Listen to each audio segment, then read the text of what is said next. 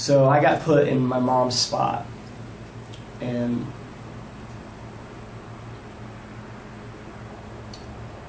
when the price of oil was up, my checks were up. Okay, you guys know that oil went up to $150 a barrel, and I'm on a couple month lag behind. So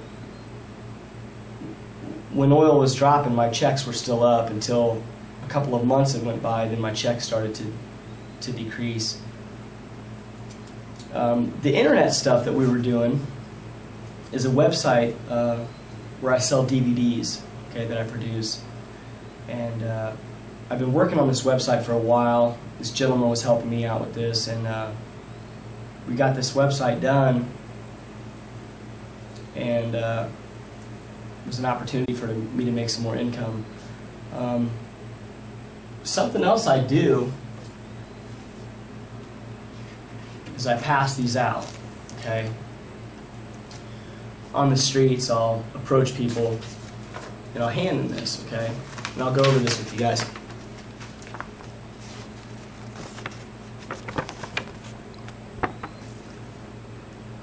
That's the first picture ever taken of Noah's Ark. You can see the boat. Okay, right there's a close-up. This is Ron Wyatt. He's been over there several times. He's passed away now, but he's been over there 20 times or so. And one of my friends is real good friends with him when he was alive. There's the boat there. You can see it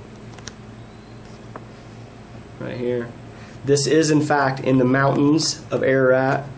They've done radar scans, okay, and you can see there's bulkheads and hallways, okay. They've measured it. It's exactly 300 cubits.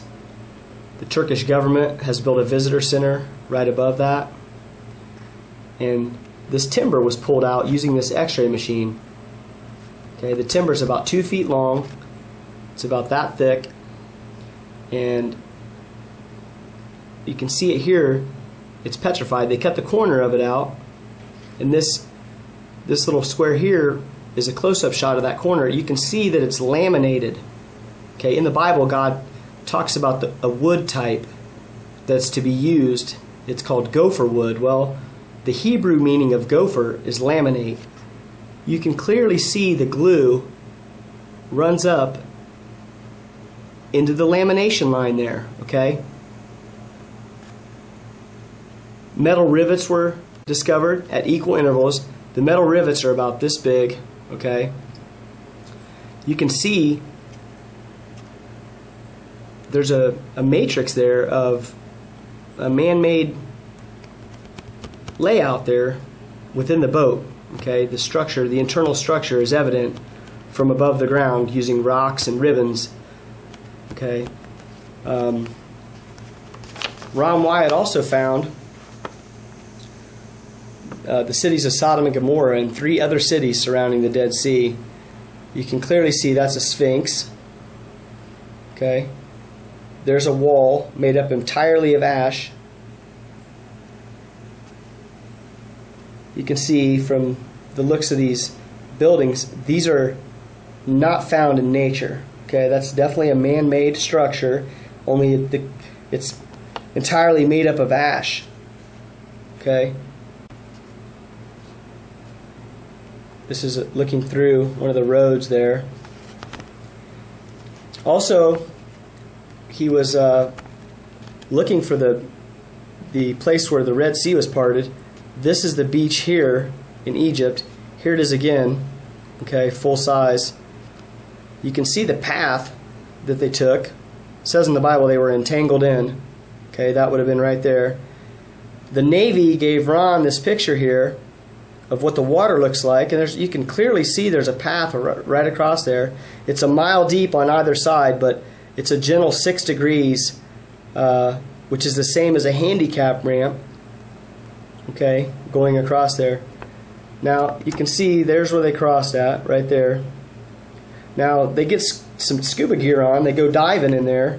In the Bible, it says God will make the wheels fall off. Well, that's exactly what they found. They found some wheels. Here's a wood wheel. Here's a gold wheel. Okay, these are both from 18th Dynasty. Here's the hieroglyph of the 18th dynasty wood chariot and gold wheel chariot. Now, they found a bunch of chariots with no wheels. They found wheels. They found some body parts and some horse bones. You can see there's the rib cage of a person. There's his head, and you can see his hand. This is Mount Sinai here. The top of this mountain's burned. You probably won't be able to see it from the photograph. You can get online here. There's a website for the museum. Okay, you can see a lot more pictures here. So, I've been working with these guys for a little over a year, and I promote their museum, and I just try to help people out, you know, on the street. I show them some photographs. I just talk to them. Well,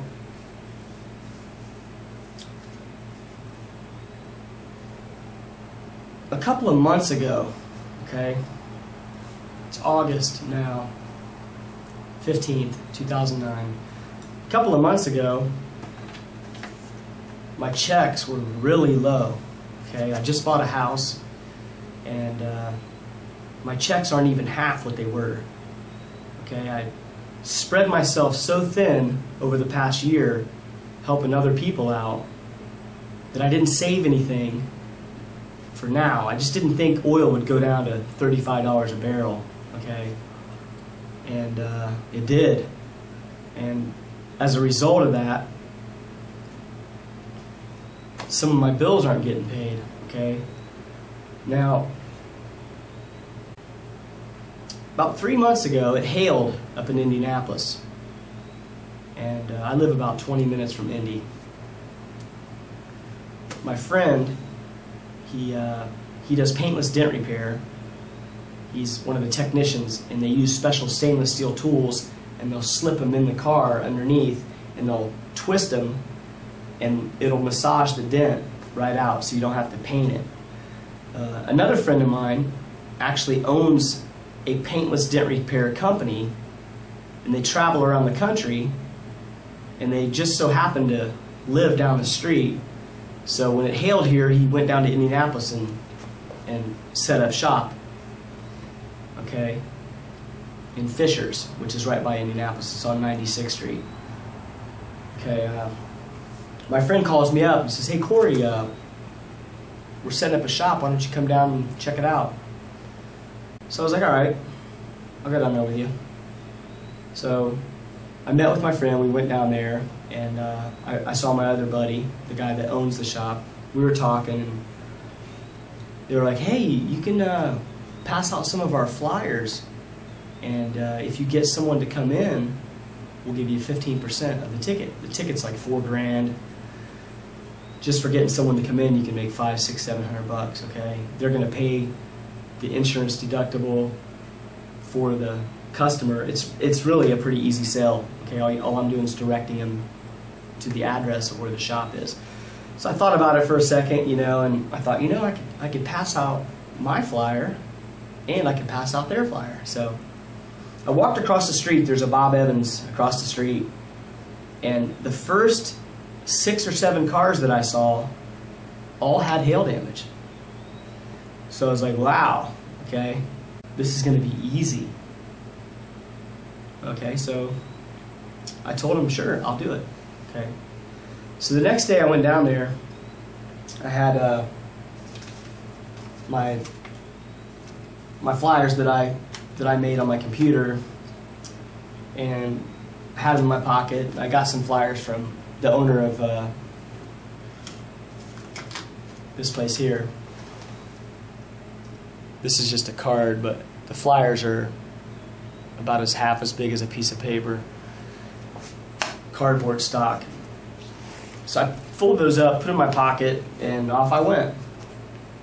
For the first 2 days, I drove down to where the hail damage was. I parked my car, and I went in every single door of every business, and I talked to probably 40 people. I would approach them. I had my hail shirt on. They gave me a couple shirts. I had the flyers, and when I got done, I would say, "Hey, something else I'm also doing is I'm working with the white."